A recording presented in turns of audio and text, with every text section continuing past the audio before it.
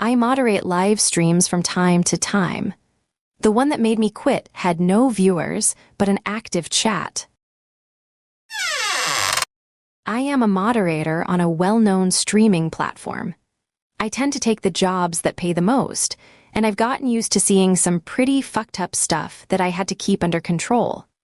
Most of the time, there's just people flashing the camera or doing self-harm or being racist, homophobic, misogynistic, and so on. I also delete harmful things from the chats and make sure stuff isn't escalating. You know the drill. However, I have had some gigs in the past that made me want to quit moderating. I'll probably tell you all about that, but for now I'll focus on this one since it felt weirdly personal. I had almost decided to quit due to a previous incident I don't feel like getting into right now, but I figured that what doesn't kill you makes you stronger, and it doesn't hurt to do one more job like that. So that's what I did. The listing said something like, pre-broadcast moderation for internal live stream content. No audience interaction required. That last part mattered. No viewers, that meant I wouldn't have to deal with any trolls or doxers. I was just going to monitor a stream that wasn't public yet. It was part of a delayed broadcast system. My job was to watch the live feed and flag or remove anything that would violate guidelines before it ever reached an audience. Basically, I was cleaning it in real time so when it aired later, it would already be safe. They were simple, but weirdly specific. Do not pause, rewind, or refresh the stream. Do not take screenshots or record the screen. Do not open the chat history tab. Remove any message that appears to reference future events. That last one really stood out. When I asked about it, the guy running the onboarding just said that sometimes test data gets injected into the chat and just to remove anything predictive. I thought he meant spoilers, like if the stream was scripted or something. I figured it might be one of those fake haunted house or magic trick live streams, so I didn't really give it a second thought. I was wrong. The stream was boring. Just a fixed camera pointed at a room. Looked like an apartment living room. Couch, coffee table, a door in the back, one lamp on. No movement and no sound except a faint hum, which I assumed was the fan. The chat panel was empty. I sat there for maybe 20 minutes before anything happened. A message popped up. Door opens soon. I hovered over it. It didn't look like a normal user message and it had no username, just gray text. I assumed this was the test data they mentioned, so I removed it.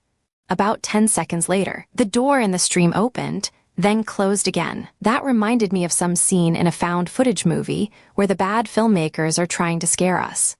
The empty room was making me uncomfortable as shit.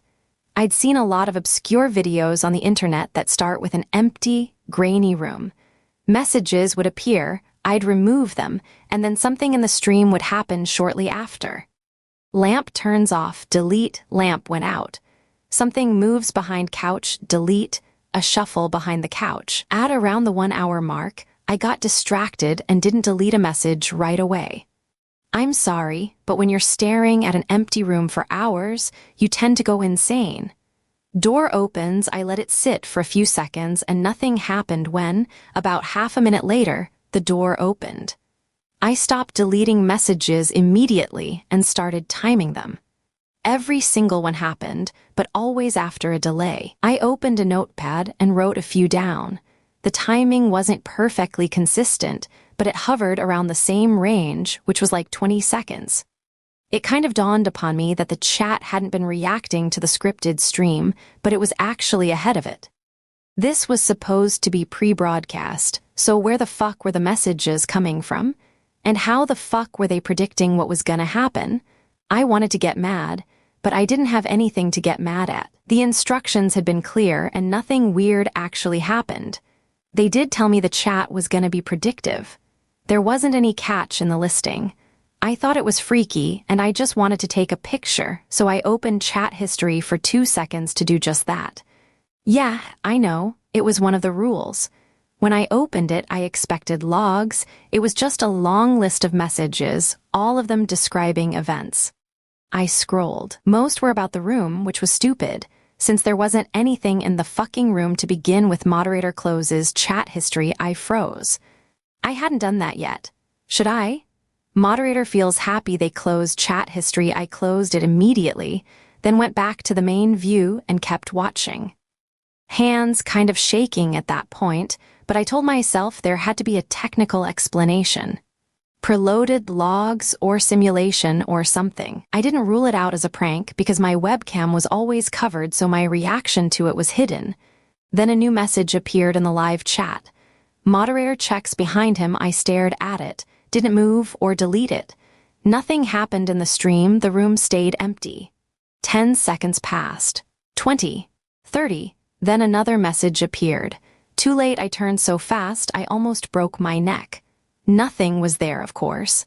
Jesus Christ, that's the worst part, right? When nothing's there. I laughed, actually laughed, closed the chat and went back to the stream. The door was open now, and beyond it there was a hallway. I hadn't seen a hallway before. It looks at the moderator too. It leaves the room slowly, something past the doorway. Nothing else happened in the stream. No more messages appeared. Everything went still again, and at exactly 4 hours, the system logged me out automatically. I stood up and turned on all the lights, then walked around the house for a bit to shake off the stiffness that was caused obviously by sitting down for so long, and not by anything else. The next night, I checked the notepad file where I'd written the delays. There's a line at the bottom that wasn't mine, and read moderator rereads notes. And under it, turns around again. I turned around to see my window, wide open. Yeah, I don't fuck with moderating anymore. Submitted by /U or Emma Watson, but dumber link comments.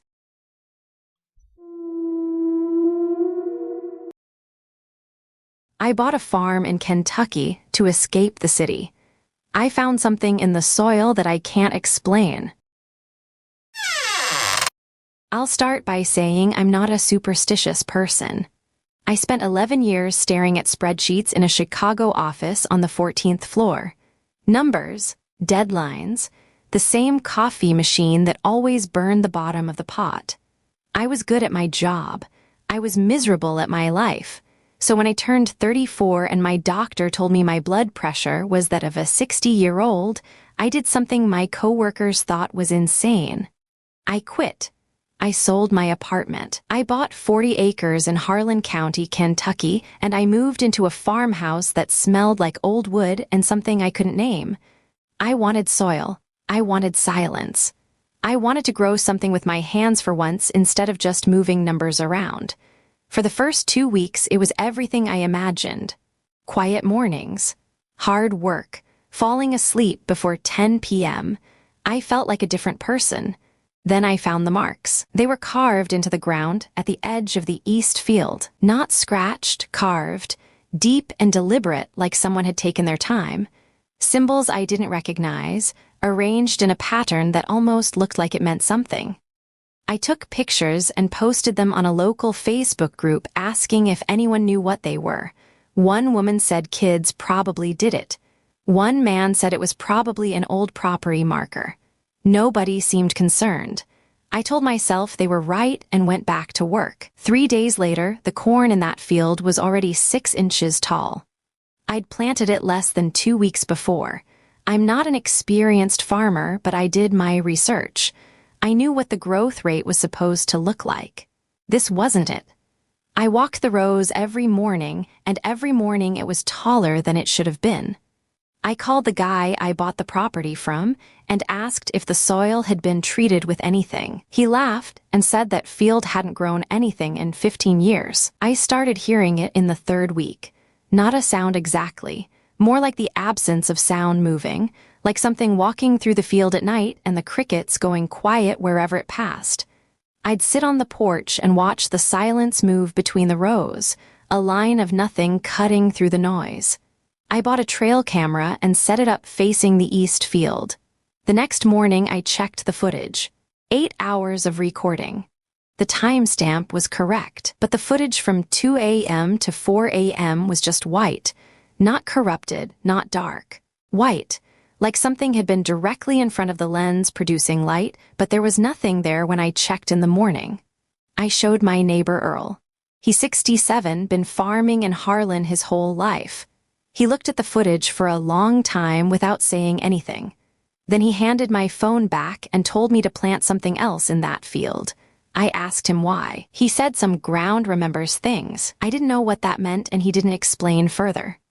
On a Tuesday morning in my 4th week, I walked out to the field and found my dog at the edge of it. She wasn't moving. I found the others throughout the day. 3 rabbits, 2 birds, a deer, all of them arranged in a perfect circle around a single point near the center of the field. Not scattered, not random. Placed. Every animal facing outward from the center, like they were guarding something or presenting it. I called the county animal control. They came out, looked around, took some notes, and told me it was probably coyotes. I didn't argue, but I stood there after they left and looked at that circle for a long time. Coyotes don't make circles. Coyotes don't arrange things. That night I didn't sleep. I went to the center of the circle the next morning with a shovel. I don't know what I was expecting. Maybe nothing. Maybe I was hoping to find nothing and finally convince myself that I'd made a mistake moving here and that everything had a rational explanation, and I could go back to being a boring accountant who thought the most terrifying thing in the world was a quarterly audit.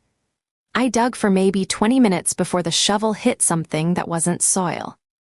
I cleared the dirt away with my hands. It was a woman. She was wrapped in leaves from my corn, the same corn that had grown too fast in the wrong soil in the field that hadn't produced anything in 15 years. The leaves were woven around her like someone had taken time with it, like it meant something. She looked like she was sleeping except for the fact that she was clearly gone. Her skin was the color of the soil. Her hands were folded across her chest, and she was smiling, not the slack expression of someone who died peacefully. A smile, deliberate, like whatever she saw last was something she had been waiting a long time to see. She was wearing a jacket with a Target tag still on the sleeve. The police came. They taped off the field. They asked me questions for 4 hours and then asked me to stay in the county while they investigated. That was 6 days ago. They haven't told me who she is. They haven't told me how long she was down there. What they don't know, because I didn't tell them, is that last night I went through my trail camera footage again. All of it from the beginning. In the very first recording, the night after I planted the east field, before the marks, before everything, there is a moment at 3 a.m. where the camera shifts slightly. Just a degree. Like something bumped it gently. And in the corner of the frame, just barely visible, is a hand, pressed flat against the soil. From underneath. I'm not going back to that field. I don't think it matters. This morning I found marks carved into the wood of my porch steps. I recognized them this time. They are the same ones I found in the east field. They weren't there yesterday. Update: several people have asked about the symbols.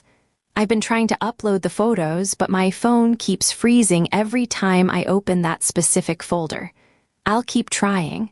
Also, Earl won't answer my calls anymore. Submitted by /u or side.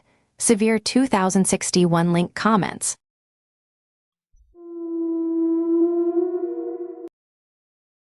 Something is very wrong with the kids at my school.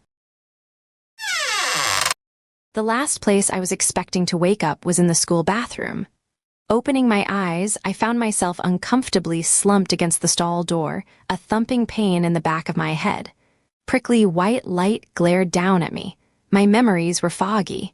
What was I doing before this? I unhooked the latch and pushed the door open. Clinical white hit my eyes, and I swallowed a groan.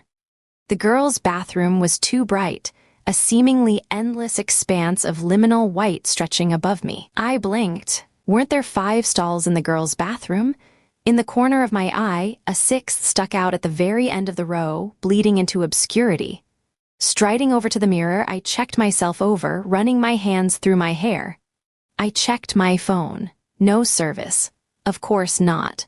According to my lock screen, it was 2:12 in the afternoon. But tipping my head back, the window above the stalls was pitch black. I checked my texts. 2 from Mom. I was mid-typing. I must have forgotten about texting her back. Mom, June, can you call me right now?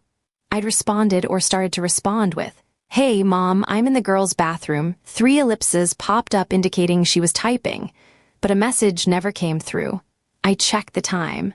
2:12 p.m. There was something strangely terrifying about the light in the bathroom, a sterile, clinical glare I couldn't seem to look away from. I'd never seen anything like it, as if the light was alive, buzzing, filling eerie silence. I left the girls' bathroom, pushing my way out into the hallway. The lights were still on, a dim glow illuminating a line of lockers. Empty. Not even a janitor could unlock the door, which was what I was hoping for. I moved towards the exit doors at the end when shuffling footsteps startled me. I darted behind a block of lockers, sticking my head out. "Come on, Cole," a voice hummed. "We're almost there." Cole Harper, an upperclassman, appeared, shuffling down the hallway. I recognized his varsity jacket and thick, dark curls. He'd once strolled through school with a shit-eating grin on his face. Now he dragged himself along, arms limp at his sides, half-lidded eyes fixed on the oblivion ahead. Mrs. Wednesday, my English teacher, held him by the shoulders, gently guiding him down the corridor. "Cole!" I hissed, and his eyes briefly found mine, before looking away, his jaw clenching. "Cole, can you tell me again what I told you?" Mrs. Wednesday was usually the embodiment of sunshine, early 30s, always smiling. My friends and I used to laugh at her strict, prissy ponytail. Now her hair lay loose on her shoulders, her expression was dark, her grip on him was tight, unrelenting. "Cole," she whispered. "Repeat what I said. That everything is going to be okay." Cole's voice was an emotionless drone. He started forward again, tripping over himself, and she caught him quickly. "That's right," the teacher hummed. "I don't want to go in there." Cole's voice broke. He backed away, but the teacher's hands were firm on his shoulders. I can't. "You'll feel better," Mrs. Wednesday said. "I promise you." I watched them reach the end of the hallway. The teacher opened the doors to the auditorium and gently led Cole inside. Slipping out of my hiding place, my heart was thudding in my chest. What could our English teacher possibly want with Cole Harper? I followed, unable to stop myself, pressing my ear against the door. Voices. Multiple voices. I lurched back when a striking pain cut across the back of my head. "June?" The voice caught me off guard, slicing through me. I twisted around to find my best friend further down the corridor, sitting against her locker with her knees pulled to her chest. Ophelia. Willowy blonde hair strayed from her usual style. Ophelia sat with her chin resting on her knees, blinking rapidly at me, eye glitter speckled under her eye catching the light. I choked back a laugh. "Wait!" I knelt in front of her.